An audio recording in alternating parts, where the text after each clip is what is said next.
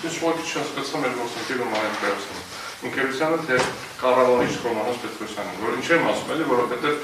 իմ գործընկերը օրինակ բերեց ծնանկության դեպքում,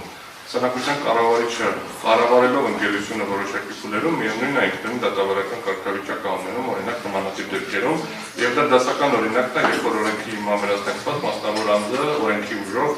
կառավարում է ֆունկցիա ստանում, գործընթաց ստանում կառավարման եւ վերահսկման, կախված փուլից ծնանկության վարույթի։ Հիմա այդ խնդիրը մենք ունենք այստեղ։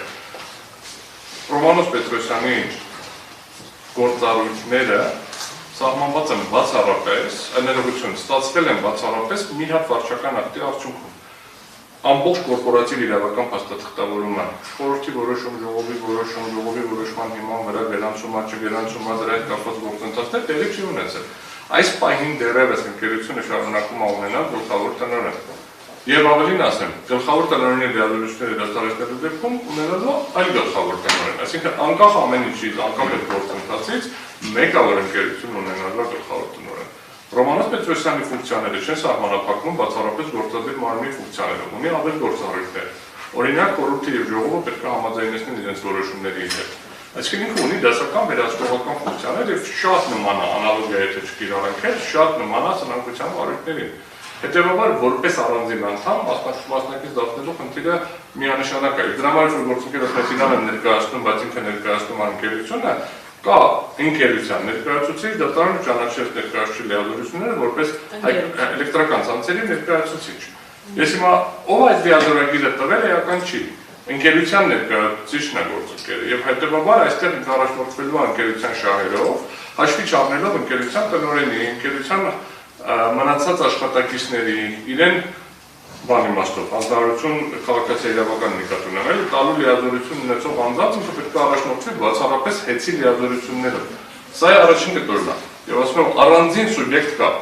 Ժամանակավոր կառավարիչ։ Հիմա պայմանական անուն ենք օգտագործում, բայց ոչ թե որպես ֆիզիկական անձ ենք կանչում, ասում ենք կանչենք Ռոմանոս Պետրոսյանը, որտեղ որպես Հայաստանի Հանրապետության քաղաքացի իրեն հետաքրքիր է, չի ասում եմ որպես կվազի վարչական մարմին, ժամանակավոր կառավարիչ։ Եթե սնանկություն լիներ, ասել էր սնանկության կառավարիչ, ինչ որ մարդ է, եթե լիներ այլ ինչ որ վերահսկողական գործիք, ասելու է այս ժամանակավոր արտաքին վերահսկիչ X է։ Դրա համար հարգելի դատարան կարծում եմ, որ երկու վարչական մարմիններն են, որովհետև բանի մասով ցամաք շատ ակնհայտ է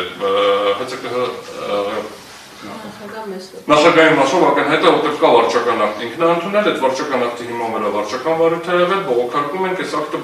պես վարույթի շրջանակներում բողոքարկում է եւ այս ակտի ընդունողը ինքն է, տարբերվում է վարչական մարմնի ընդունած ակտից։ Սա ուղղակիորեն ուզում եմ արձանագրեմ, սա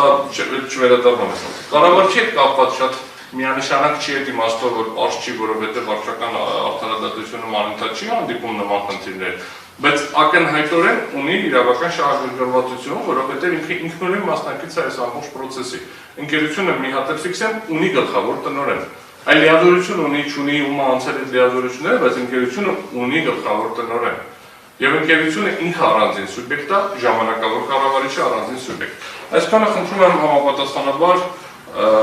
կառավարությանը, ժամանակավոր կառավարչին, ՀԾԿ նախագահին ներգրավել, որոնց դիմացով մեր դիրքորոշումը ասացինք ինչպես կորոշենք։ Ուղղակի մեկ նախադասությամբ, եթե մինչև ուղղակի նշեցի, որ Հայաստանի կողմից գործող իրավակարգավորումներ ու բանականական են մեկնաբանվում, Հայաստանի կողմից արդեն իրականացման օրենքին հակասող մեկնաբանություն